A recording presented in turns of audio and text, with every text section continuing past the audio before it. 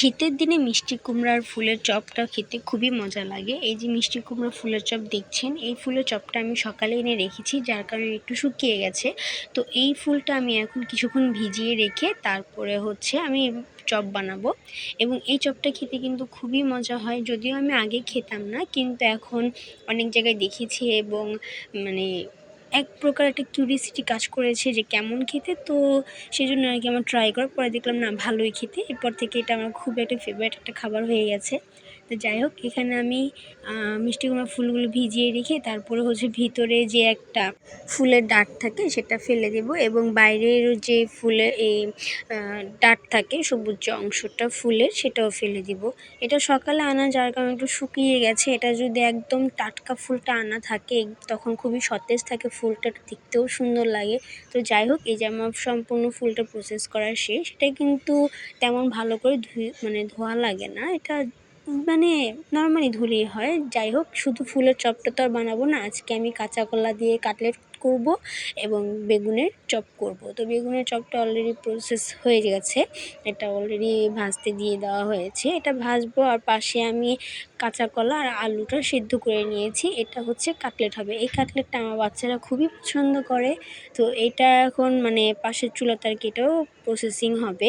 এর ফাঁকে আমি কাঁচা কলার কাটলেট করার জন্য কাঁচামরিচ, ধনেপাতা এবং পেঁয়াজ একসাথে আমি চপ করে নিয়েছি। তো এই যে আমার কাঁচা কলার আলু আমি গ্রেটারে গ্রেট করে নিয়ে তারপর মশলা দিয়ে দিচ্ছি, হলুদ গুঁড়ো, মরিচ গুঁড়ো, ধনিয়া গুঁড়ো এবং লবণ। ব্যাস এতটুকুই, আর কোনো মশলার প্রয়োজন হবে না।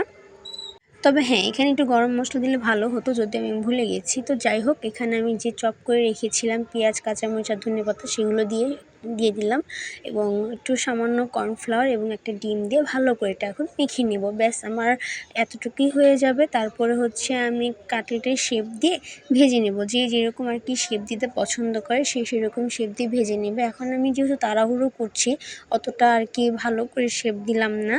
তো আমি নর্মালি আর কি পাকোড়া টাইপ করে ভেজে নিব। এটা হাতে একটু তেল নিয়ে তারপর শেপ দিয়ে ভাজলে খুব সুন্দর দেখা যায়। আর যদি একটু বিস্কুটের গুঁড়া বা একটু কিছু মধ্যে দিয়ে এটা ব্রেড ক্রাম্বটা ব্যবহার করা যায়, তো খেতে আরও ভালো লাগে। তো যাই হোক, আমি নর্মালি এটা পাকোড়ার মতো আর কি ভেজে নিয়েছি। এটা এক কথায় কাঁচা কলার পাকোড়া বললেও চলে। তো আমার এই যে অলরেডি আমি এটা ভাজতে দিয়ে দিয়েছি।